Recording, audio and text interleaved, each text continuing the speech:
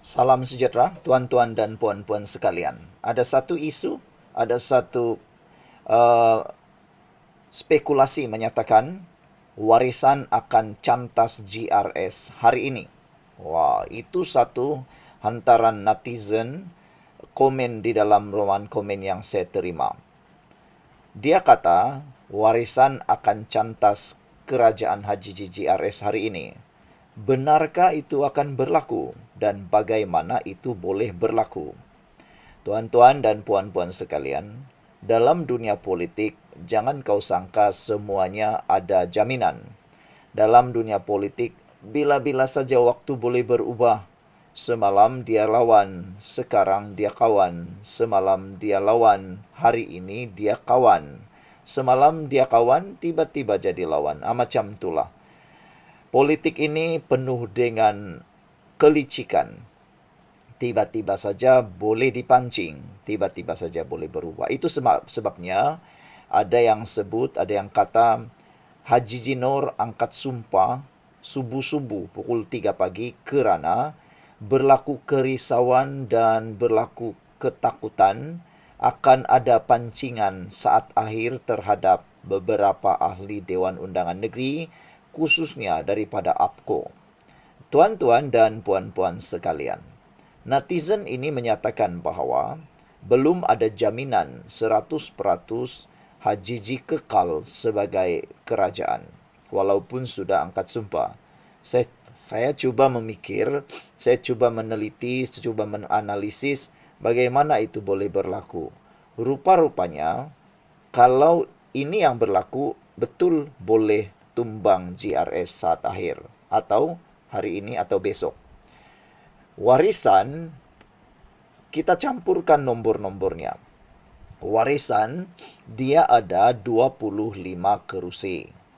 Kalau warisan tiba-tiba boleh pancing atau boleh mencuri 5 orang adun bebas, 3 orang APCO, 2 daripada Star Sabah, 1 daripada KDM, dan 1 daripada PN, warisan boleh membentuk kerajaan atau daripada Pakatan Harapan.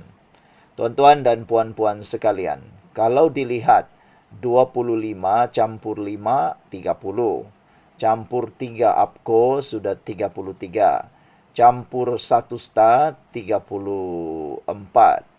35. Campur 1 KDM 36. Campur PN 37 semuanya. Jadi tuan-tuan dan puan-puan sekalian, kalau ini berlaku, bagaimana itu Itu belum sebut lagi Barisan Nasional. Itulah saya sudah sebut tadi. Politik ini penuh dengan kelicikan. Dulu dia dilawan, sekarang jadi kawan. Yang penting dia bentuk kerajaan dan dia mau dapat apa yang dia mahu. Jadi, paling mudah cerita kalau warisan bergabung dengan Barisan Nasional, 25 campur 6 sudah ada 31 kerusi. Jadi, warisan tinggal hanya perlu memancing parti bebas 5, dia sudah bentuk kerajaan. Dia belum cakap lagi kalau dia berjaya pancing KDM atau Star Sabah. Jadi memang realistik, memang logik, tiada salahnya Pakcik ini tanya, bolehkah warisan bentuk kerajaan atau bolehkah warisan cantas tumbangkan GRS hari ini atau esok? Saya kata semuanya boleh berlaku. Walau bagaimanapun, saya sebagai rakyat Sabah, saya tidak mau itu berlaku. Sebab ini akan menyebabkan ketidakstabilan terhadap rakyat Sabah atau politik Sabah. Kalaupun insiden ini berlaku, drama wayang ini berlaku, janganlah sampai berminggu-minggu, berbulan-bulan. Cukuplah mungkin seminggu drama politik Sabah berterusan, drama politik Sabah diteruskan. Tapi jangan sampai terlalu lama, nanti boleh menyebabkan negeri kita ketidaktentuan dan negeri kita tidak stabil. Tuan-tuan dan puan-puan sekalian, kalau warisan berjaya membentuk kerajaan bersama Barisan Nasional bergabung, boleh kata GRS dalam keadaan yang sangat kritikal dan dalam masalah yang besar. Tuan-tuan dan puan-puan sekalian, ada juga yang menyatakan kenapa pula bebas akan memilih warisan. Tuan-tuan, yang ada di bebas itu kebanyakannya ialah calon-calon yang kecewa dengan GRS. Calon-calon yang kecewa macam itulah. Sebab mereka tidak dicalonkan bertanding untuk GRS. Kebanyakannya kecewa. Jadi ada netizen kata begini. Dia kata, bolehkah dia memujuk, calon-calon bebas ini bolehkah memujuk hati untuk berdamai semula dengan GRS yang telah dengan tanda petik membuang mereka sebagai calon. Antaranya Fairuz. Apabila Fairuz di pintasan tidak dicalonkan sebagai calon GRS, dia mengambil langkah mencalonkan diri sebagai calon bebas dan menang pula, kalahkan Pendikar Amin. Begitu juga dengan Maijul Mahab di Bandau. Dia juga antara calon kecewa yang tidak dicalonkan oleh GRS, lalu dia dia menjadi calon bebas dan menang pula tu. Jadi inilah antara logik akal, antara perkara yang boleh menjadi sandaran kepada idea pakcik itu, kenapa boleh berlaku GRS tumbang hari ini atau esok. Sebab betul jugalah kan, daripada nombor semuanya ini boleh dilihat. Warisan tidak jauh ketinggalan. Dia hanya ketinggalan 4 sahaja kerusi. Jadi kalau warisan tiba-tiba bergabung dengan BN, warisan di hadapan dengan 31 kerusi. Tinggalkan pula GRS dengan 2 kerusi. Jadi sekarang siapa yang akan dipilih oleh bebas? Kalau bebas ini pilih warisan, menang. Nah tuan-tuan, saya ingin memperbetulkan semula apa yang kamu selama ini kecam saya. Yaitu tentang parti bebas.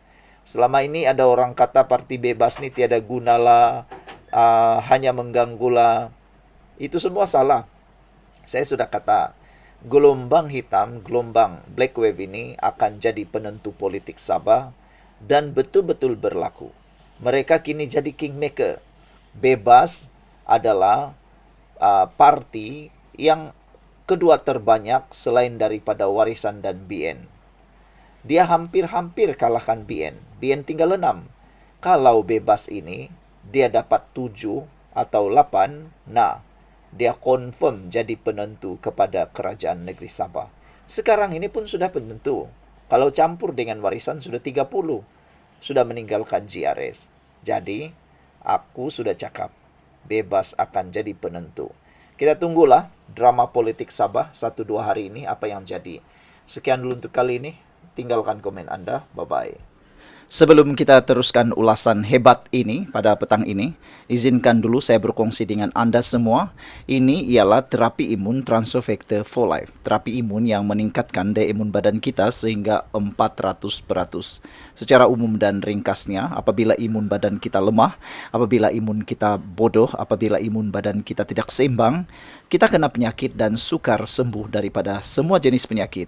Imun badan yang tidak seimbang juga menyebabkan kita kena autoimun. Tuan-tuan dan puan-puan sekalian, apabila imun badan kita jadi kuat, bijaksana dan seimbang, imun badan kita lah yang akan menyembuhkan semua jenis penyakit yang ada di dalam tubuh badan kita. Terapi imun ini mendidik, mengajar, menguatkan dan menyeimbangkan imun badan kita. Sebelum ini, apabila imun badan kita jadi lemah, bodoh dan tidak seimbang, imun badan kita gagal untuk menghapuskan semua akar penyakit yang bertumbuh di dalam tubuh badan kita. Apabila imun badan kita lemah, akar penyakit akan tetap bertumbuh, berakar dan bersarang di dalam tubuh badan kita. Jawapan kepada kesehatan yang optimum ialah peningkatan daya imun badan, penyeimbangan daya imun badan, dan menjadikan imun badan kita bijaksana. Apabila imun badan kita jadi bijaksana, maka kita sehat. Cepat dapatkan produk hebat ini melalui nombor telefon saya yang tertera. Produk ini lulus KKM, halal dan diperakui oleh doktor-doktor di seluruh dunia. Tuan-tuan dan puan-puan, ini mungkin jalan penyelesaian kepada masalah anda yang Tuhan hantar kepada anda semua. Mungkin anda sudah berdoa bertahun-tahun untuk masalah kesihatan anda, dan ini jawapan yang Tuhan hantar untuk anda semua. Jom kita sambung berpolitik lagi.